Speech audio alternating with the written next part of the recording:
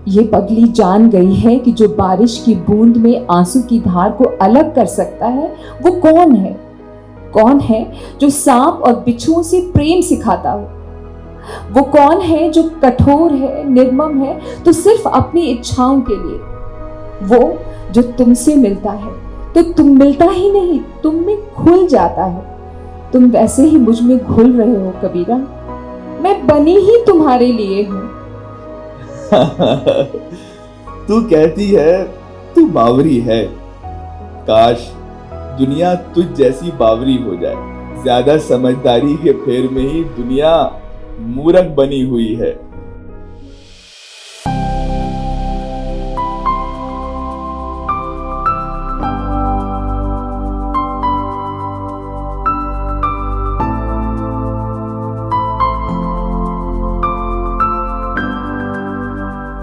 लोई मेरी ताकत और लोई मेरी पहचान है। नमस्कार, आदाब, मैं सबूर अली।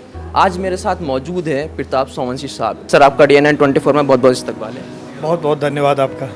सर, मुझे ये बताइए गया जो आपने लोई लिखी है इसकी क्या खासियत है? देखिए, सबसे बड़ी बात कि जो पहले कोई भी चीज़ आप लिखते हैं तो पहले आपको पसंद आ रही है कि नहीं। जैसे तुलसीदास ने रामचरितमानस लिखा तो उसके लिए कहते हैं कि स्वांता सुखा रघुनाथ गाथा। तो ये आपके अपनी तलाश थी, मेरे लिए अपनी एक तलाश थी एक उस पात्र की। तो उस पात्र की तलाश में मैं लोई की आंख से मैंने कबीर को देखा और इस यात्रा में कबीर को फिर से पढ़ा। और मुझे आज लगता है कि कबीर आज के समय में बहुत प्रासंगिक हैं। इसलिए ये किताब भी उम्मीद करता हूँ कि लोगों के बीच ऐसे प्रासंगिक बनी रहेगी, क्योंकि ये जो कबीर है ये कबीर दहलीज के भीतर का कबीर है। कबीर घर में कैसे थे, कबीर परिवार में कैसे थे, कबीर पत्नी के साथ कैसे थे, कबीर बच्चों के साथ कैसे थे, कबीर के बीच में रिश्ते क्या थे। हल्की हल्की बूंदें टपक रही हैं। हवा की साएं साएं सुनी जा सकती है। पगडंडी पर सन्नाटा है। झींगुर, सियार और कुत्ते आदि की आवाज रह रह कर आ रही है। कबीर और लोई अगल बगल पैदल चल रहे हैं। हम चोरों की तरह अपने ही घर से निकले कि तुम्हारी माई जाग न जाए। जाने क्या जादू है तुझमें जो तेरी हर बात को हाँ करती गई। जो तू कह रहा है वो सच भी है, पर ये दिल सच को मानना भी नहीं चाहता है। क्या करूं? बावरा है तू, मेरी जान सूखी जा रही है। तुझे ऐसे में भी ठिठोली सूझ रही है। अब क्या हुआ, मैं हूं ना। तू ना मेरी माई की ना अपने बाप की फिक्र कर। तू इस समय को देख, कितनी सुंदर रात है, इतनी सुंदर बारिश हो रही है, इतनी बढ़िया बिजली कड़क रही है। जंगल के पशु पक्षी पेड़ पौधे मजे कर रहे हैं। तू भी मौज कर। पहला मानुष देखा है जो अंधेरी रात से डरता नहीं। बारिश और बिजली कड़कने में भी मौज ढूंढ रहा है। क्यों नहीं, हमारे लिए जीवन से मौत तक सब उत्सव है। इसीलिए तो मैं दिन भर पद गाता रहता हूँ। ज्ञानी जी, अभी तो ये सारा ज्ञान ही काट खाने को दौड़ रहा है। मुझे ये समझाओ कि रात में ही निकलने की क्या जरूरत थी? हम कबीर को विचारक के तौर पे देखते हैं, कबीर को चिंतक के तौर पे जानते हैं, कबीर को व्यक्ति के तौर पे नहीं जानते।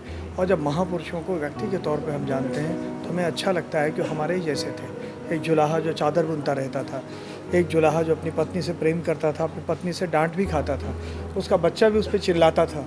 तो लगता अच्छा ये ऐसा भी होता था। हमको तो लगता है कि जो देवतुल्य पुरुष होते हैं वो सब कुछ होता है, सब उनकी इज्जत करते हैं, लेकिन वो गलत थे। तो उनका बेटा कमाल भी उनसे संवाद करता है, उनसे नाराज़गी जाहिर करता है।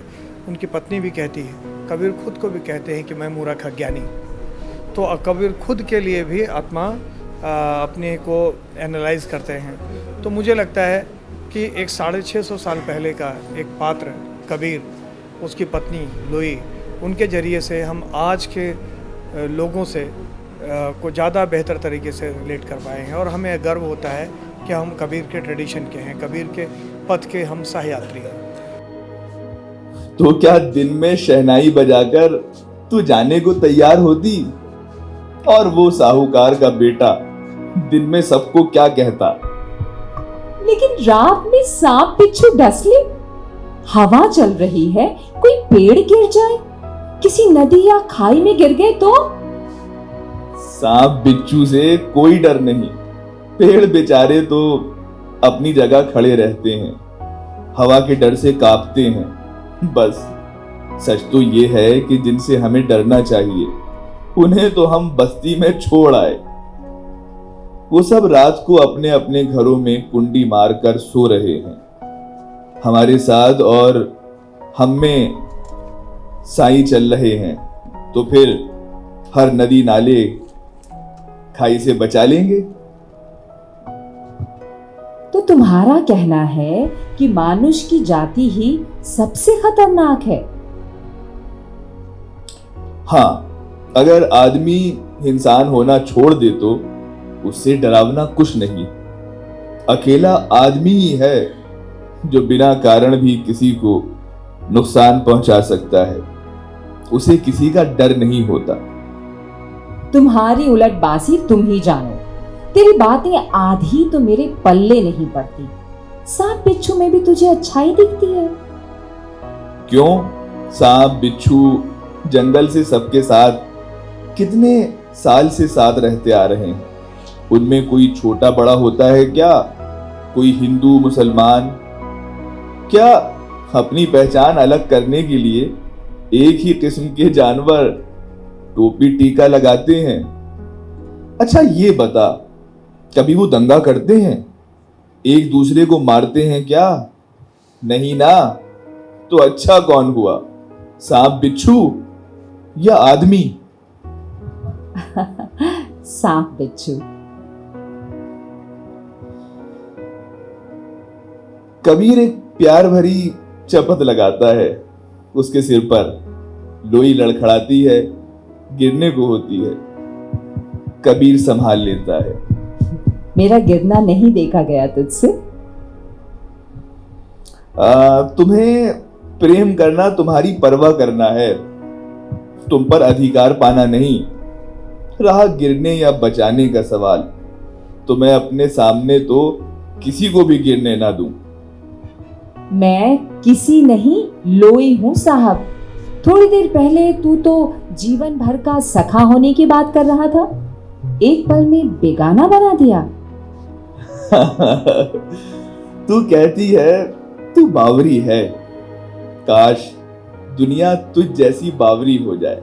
ज्यादा समझदारी के फेर में ही दुनिया मूर्ख बनी हुई है। अरे बिल्कुल नहीं। तू ये बता, गिरने से क्यों बचाया? बनिए को लौटाना हो तो सामान सही सलामत होना चाहिए ना।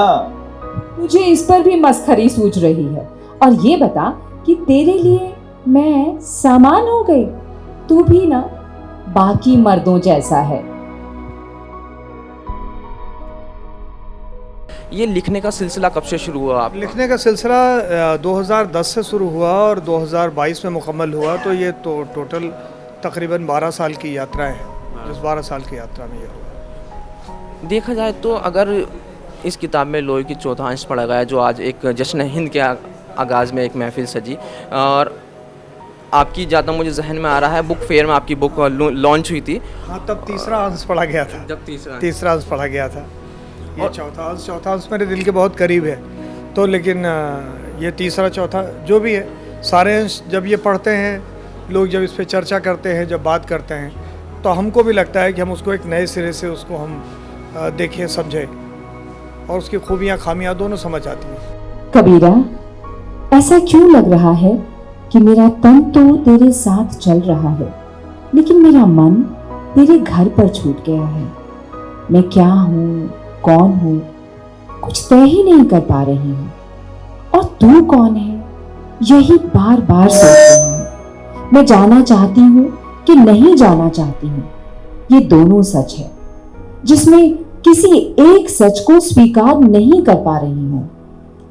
ऐसा इसलिए है कि तेरे दिल में प्यार ही प्यार भरा है। तुझसे जब एक अजनबी का डुबाया जाना नहीं देखा गया, तो अब तो मैं तेरा सखा हो गया हूं। तू मेरे ही बारे में सोच रही है ना? छोटी सी खोपड़ी है, ज्यादा चिंता इसमें समा नहीं पाएगी। बताना पगली, मेरा तेरा सुख अब अलग थोड़ी है। तू ज्यादा सोच मत, बस थोड़ी दूर और बचा है, हम पहुंचने ही वाले हैं। हम पहुंचने वाले हैं या भटकने वाले हैं? सच बता, सही क्या है? अभी तक समझ नहीं पाई। औरत क्या इसी उलझन को पूरी उम्र जीती है, चलती जाती है, लेकिन कहीं पहुंचती नहीं। इतनी उलझन काहे को लाद के घूमना? जीवन बहुत सरल है, नदी में अपने आप बहते जल की तरह। जहां ढाल मिलता है चला जाता है, वैसे ही जाने दे। इतना क्या सोचना विचारना, तो बावरी ही अच्छी लगती है। कबीर, बताना, हम सही कर रहे हैं ना? तू कुछ थोड़े कर रही है, मैं और तू साई का हुक्म बजा रहे हैं। छोड़ ये बात, सुन, तुझे एक राज की बात बताऊं? कान इधर ला। हाँ, बोलो ना। तुझे पता नहीं है, मेरा ब्याह तो पहले ही हो चुका है। क्या? किसके साथ? कब? तूने मुझे बताया नहीं क्यों? धोखेबाज। तभी मैं समझी तू मुझे जल्दी से जल्दी क्यों घर से भगाना चाह रहा है।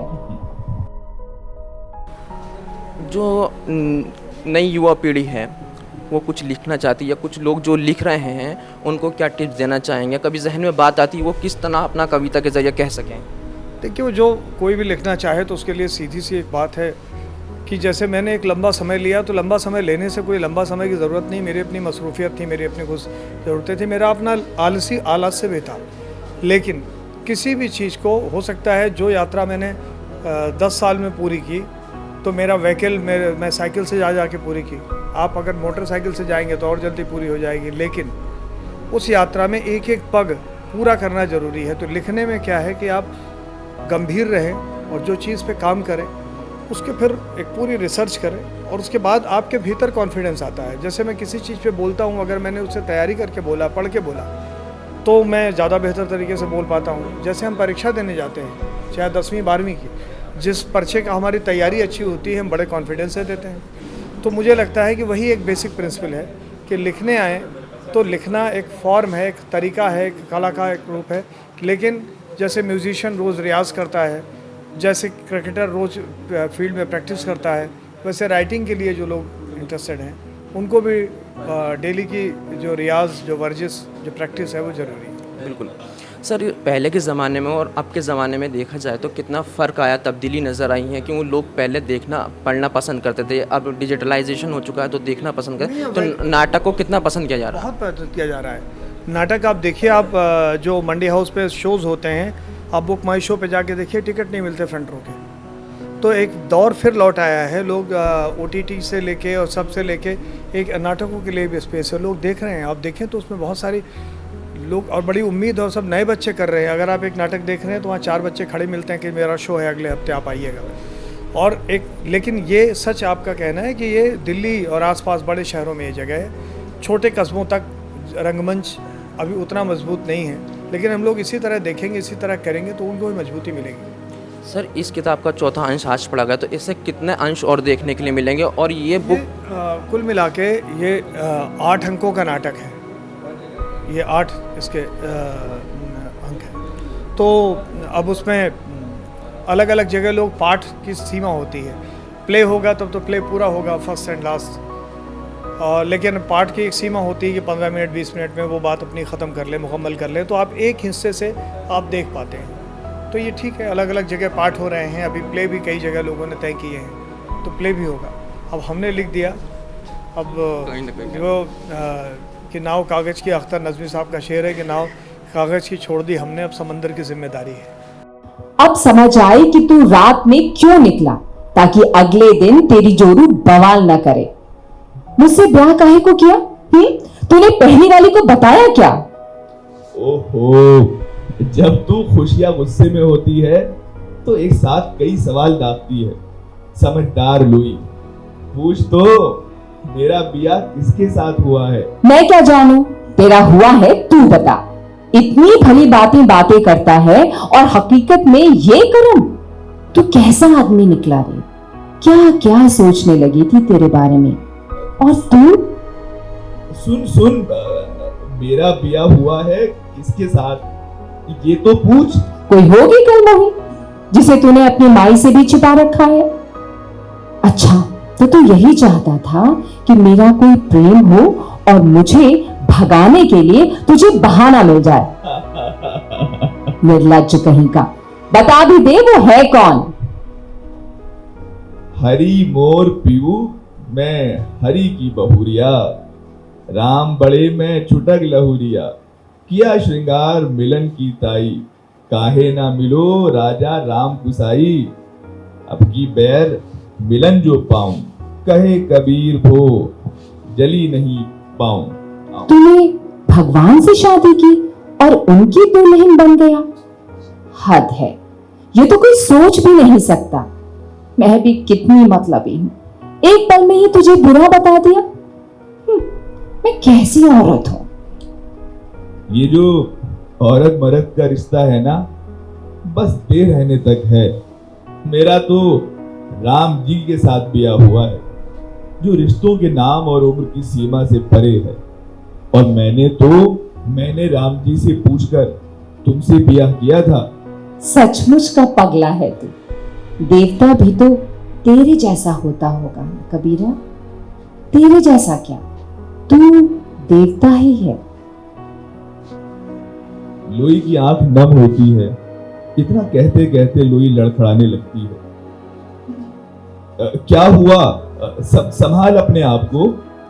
कुछ नहीं कबीरा, देह में जोर नहीं बचा। ऐसा लगता है कि अभी गिर पड़ूंगी। शरीर का सारा खून निचुड़ गया हो जैसे। इस बिजली की पल भर की चमक में मुझे कुछ कुछ दिख रहा है कबीरा। लग रहा है कि चलूं तो फिर गिर पड़ूंगी। मुझे संभाल ले कबीरा। इधर मेरे पैर से पैर मिलाकर रख, तू ना फिसलेगी ना गिरे। लोई का हाथ अपने हाथ में इस तरह से फंसाकर चलता है, दोनों एक लय ताल में चलने लगते हैं। लोई कबीर से सटी हुई उसके कदम से कदम मिला रही है। मंच पर पीछे से दोहा गाया जाता है। विरहिन देह संदेशवा सुनो हमारी पीव, जल बिन मछली क्यों जिए बिन पानी का जीव। लोई की आंखें आंसू से डबडबा रही हैं। चलते चलते वो कब कबीर पर एक हिस्सा झुकी है उसे ख्याल ही नहीं। भीतर से आवाज आ रही है, ये कैसा इंसान है, इसे हंसी ठट्ठा सूझ रहा है, ये गाना गा रहा है। लोई हुलस के ऐसे रोती है जैसे किसी को पता न चले। बारिश की बूंदों के बीच उसके आंसू भी कबीर के हाथ पर गिरते हैं। तू रो रही है क्या? तुझे कैसे पता? बात मुझसे कर रहा है, देख इधर उधर रहा है। तुझे कैसे पता कि मैं रो रही हूं? उल्लू की आंख लगी है क्या? मन की आंख से देखा है मैंने। मन की आंख से? कैसे? पगली, बारिश की बूंद की ठंडाई और आंख के आंसू की गर्मी का भेद ना कर सकूं, इतना तो कम नहीं सिखाया है मेरे साई ने। मेरे हाथ पर गिरी तुम्हारे आंसुओं की बूंदें सीधा मेरे मन के भीतर पहुंच गई हैं। लोई कबीर से हाथ छुड़ा के अलग खड़ी हो जाती है। उसका सब्र जवाब दे चुका है। वो करके रोने लगती है। कबीर उसके पास जाकर सीने से लगा लेता है। लोई और जोर से रोती है। कबीर उसकी पीठ सहलाता रहता है। क्या हुआ? इतना कुछ जान लेते हो, मेरे मन को नहीं जान पा रहे हो, न सुन पा रहे हो। लेकिन तुम क्या हो मैं जान गई, कठोर इतनी कि दूसरों के सुख के लिए पत्नी को पहली रात त्यागने को तैयार हो गए, और नाजुक इतने कि पानी और आंसू दोनों का भेद पल भर में जान गए। कैसे कर पाते हो ये सब? कुछ घड़ी के साथ में इतना सारा प्यार, इतना विश्वास, कोई लोभ नहीं, कुछ खोने का डर नहीं। देवता भी ऐसे नहीं होते होंगे, हमेशा दूसरे की धड़कन सुनने का सब्र रखने वाले और अपने भीतर का शोर पी जाने वाले। तुम साधारण इंसान नहीं हो सकते। लोई फिर से रोने लगती है। कबीर उसका सिर सहलाता है। तुम अपने सुख के बारे में कभी सोचते होगे क्या? सब कुछ औरों के लिए? लोई कबीर के सामने अड़के खड़ी हो जाती है। सुन, मैं बताता हूं तुम्हें। बहुत बता चुके तुम, अब मेरी भी सुन लो। लोई दोनों हाथ जोड़ती है। कबीर उसके दोनों हाथों को थाम लेता है। देख कबीरा, तेरे बहुत चेले चेली हैं, मैं भी उन्हीं में से एक रह लूंगी, लेकिन अपने से अलग मत कर। कौन तुझे अलग कर रहा है पगली? ये पगली जान गई है कि जो बारिश की बूंद में आंसू की धार को अलग कर सकता है वो कौन है? कौन है जो सांप और बिच्छुओं से प्रेम सिखाता हो? वो कौन है जो कठोर है, निर्मम है तो सिर्फ अपनी इच्छाओं के लिए?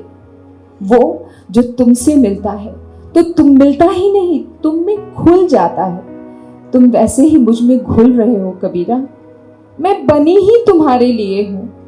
मुझे महल अटारी का ना मोह था, ना सोने चांदी का लोभ। मेरा मन पढ़ो कबीरा, तुम्हें रत्ती भर भी लालच मिल जाए तो कहो। लेकिन लोई। लेकिन कुछ नहीं। तुम ऐसा कैसा सोच लेते हो कबीरा? साहूकार के बेटे ने मुझसे ब्याह को कहा था।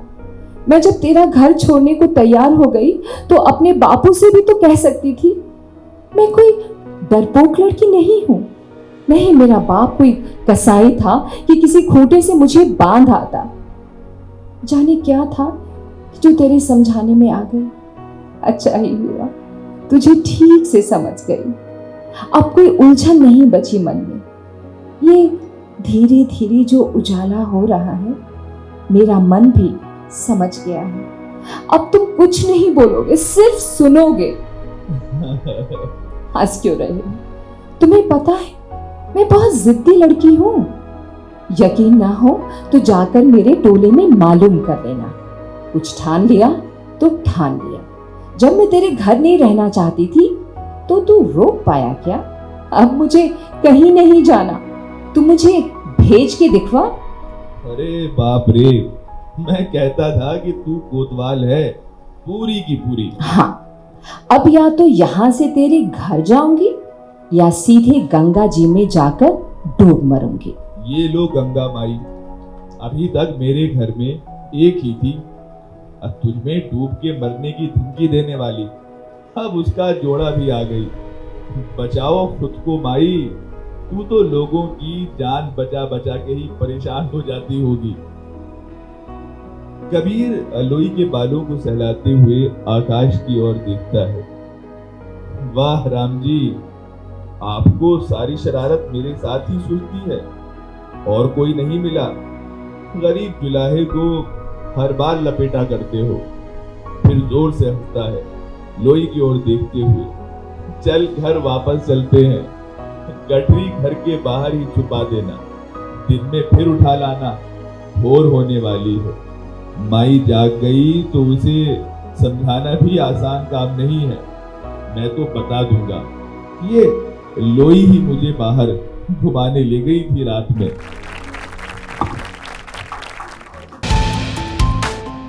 जो है आपके आसपास, आपके शहर का खास, वो दिखाएगा आपको DNN 24, आपका अपना डिजिटल न्यूज नेटवर्क। तो फिर कीजिए लाइक, सब्सक्राइब और फॉलो।